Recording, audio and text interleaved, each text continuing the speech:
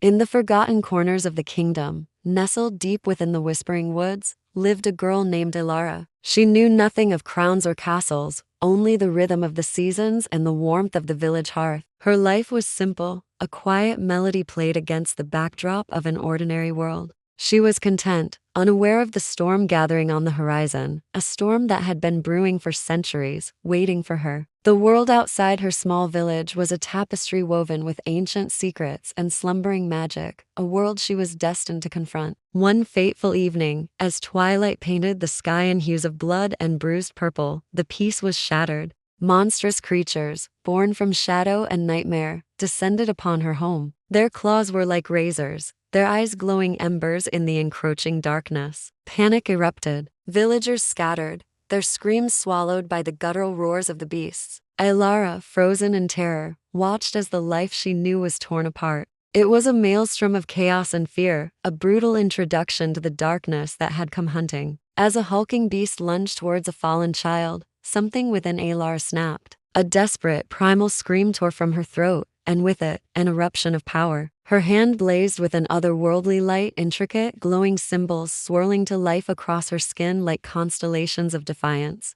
A wave of pure energy blasted from her palm, sending the creature screeching back into the shadows. The villagers stared, their fear now mixed with awe and confusion. Ilara looked at her own hand, trembling. The light was beautiful, terrifying, and utterly alien. What was this? Where did it come from? The attack was a harbinger. The dark forces, having sensed the awakening, now knew where to find her. Whispers of a lost princess, the last heir to a lineage of immense power, began to circulate in the shadows. Hunted and afraid, Ilara fled her ravaged home, the glowing marks on her hand a constant, damning reminder of the life she'd lost and the destiny she never wanted. She ran from the whispers, from the monsters that stalked her steps, but most of all, she ran from herself. The magic was a curse, a beacon, drawing the darkness ever closer. Her journey was a lonely one, through rain-lashed forests and over desolate mountains. The magic pulsed beneath her skin, a wild, untamed thing. It would flare without warning, scorching the earth when she felt a surge of anger, or casting a soft, protective glow when despair threatened to consume her. She slowly, painfully, began to understand. The power wasn't just in her. It was a part of her. It was tied to the very core of her being, responding to the turbulent sea of her emotions. Fear gave it a chaotic edge, but courage gave it focus. She was found by an old, grizzled warrior, a former royal guard sworn to protect her line. He saw not a frightened girl,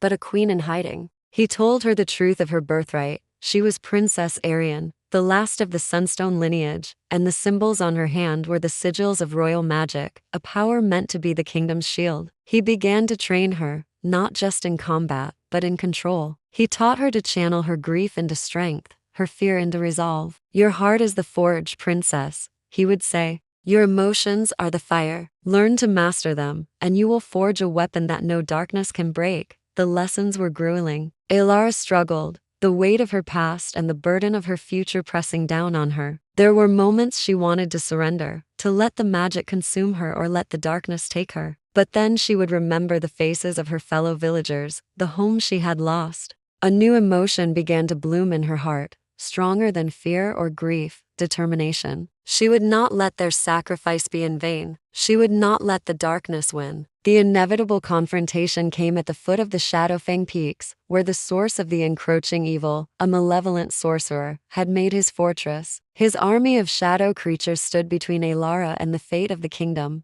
This time, she didn't run. Flanked by her grizzled mentor, she walked onto the battlefield, her resolve as solid as the mountains around them. The air crackled with dark energy, the ground trembling with the approach of the horde. As the battle raged, it was a whirlwind of steel and sorcery. Ilara moved through the chaos, her magic, now an extension of her will. She wasn't just reacting, she was commanding. A flick of her wrist sent arcs of golden light searing through enemy ranks. A determined clench of her fist erected shimmering barriers of force. She fought with a grace and power she never knew she possessed. Each movement a testament to her journey, each strike a reclamation of her identity. The sorcerer, a figure draped in shadow and malice, finally faced her himself. He taunted her, reminding her of the village she couldn't save, trying to poison her with doubt. For a moment, her light flickered, But then she looked at her mentor, fighting valiantly, and thought of the world she was fighting for. She closed her eyes, took a deep breath, and embraced everything she was: the village girl, the frightened runaway, the grieving daughter, and the powerful princess. When she opened her eyes, they shone with the same golden light as the sigils on her hand. She was no longer just Alara. She was Princess Arian,